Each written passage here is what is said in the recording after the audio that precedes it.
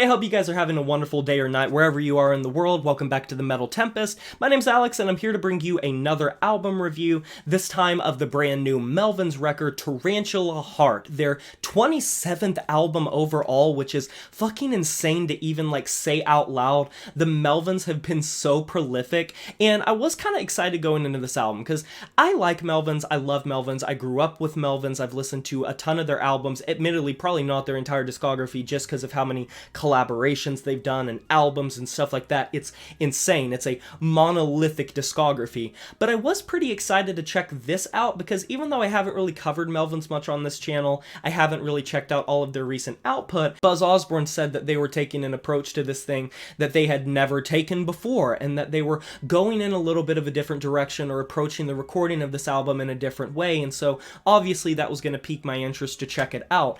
And I will say that I can understand where they're coming from a little bit. There are some pretty experimental ideas for the Melvins on this thing. There are some things that I really like about this thing and things that I really don't like about this thing. If you end up enjoying this video, drop a like, comment down below, and subscribe if you're new here. I'd really appreciate the support. Production-wise, there is still a lot of open space on this thing. They give a lot of room for the entire thing to breathe. Melvins are one of those bands that benefits from having a really good production style behind them, especially for their sludginess and doominess to come through and really sound all fizzled out and stuff.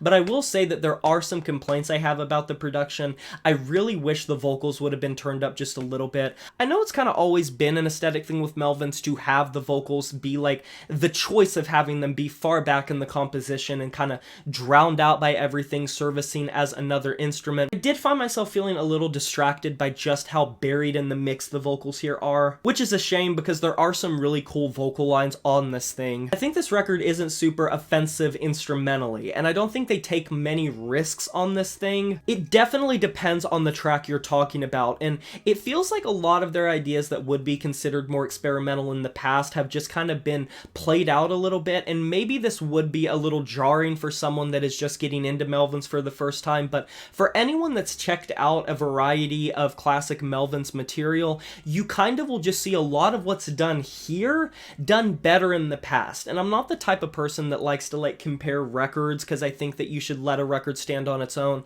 but it's kind of hard when the proclamation is this record had such a different approach going into it when I'm personally just not hearing that. But I will say some pretty fun riff ideas as well as some fun vocalizations keeps this record not feeling too terribly predictable. So many of the issues I have with this record end up getting directly contrasted with things that I like about this record.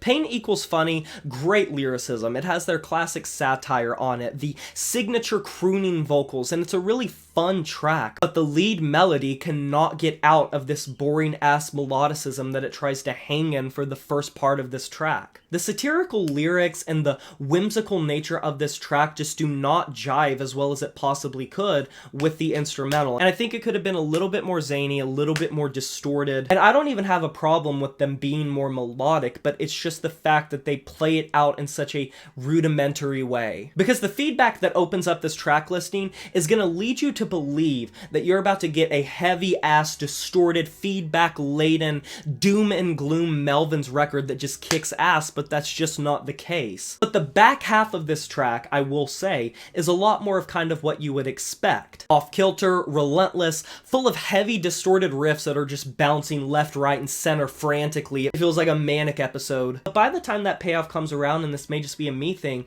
it just leaves me with a sour taste in my mouth because I'm like, what is the point of going back to the rest of this track at the start? Since even that ascent and even that peak of this track isn't necessarily the most original Melvins have ever sounded. And honestly, the rest of the album just sort of functions as this mixed bag of sorts. Working the Ditch is what you would come to expect in a very good way. Has some great thick production backing it, some really great lead riffs that just sound fuzzed out, very doom and gloom and the same cynicism that you would come to love from a Melvins track. Whereas outside of some of the weird ideas that the riffs sort of embody on the track She's Got Weird Arms, this track just feels more like gimmick than substance. Almost like they're trying to fish for some sort of reaction without actually having a good core song to back it, and this track did not really leave me feeling much on re-listen. Allergic to Food, however, is a fantastic Melvins track, really impeccable and easily my favorite on this thing. The pace of it is great. It has this really awesome sort of punk-like aggression and bite to it, and rhythmatically it just has a crazy flow that I like. Sick main lines and just a really twisted up composition overall. For this record being so short in the grand scheme of things, with the first track clocking in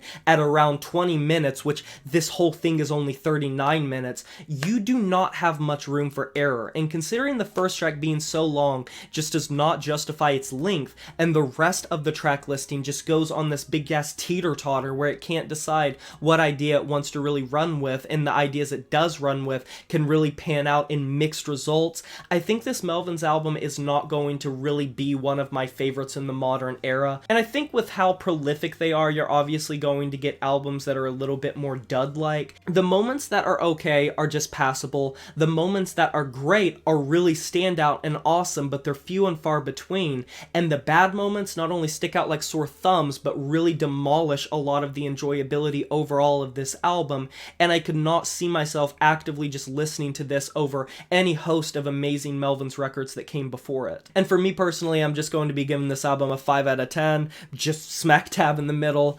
And that is a wrap. What are your thoughts of this new Melvins record, Tarantula Heart? You can let me know down in the comment section below. I can't wait to hear it. Be sure to like this video if you enjoyed it, subscribe to join the review family today, and smash that notification bell to be notified of my future uploads. You know who it is, my name is Jay Morris, and I'm signing off saying farewell.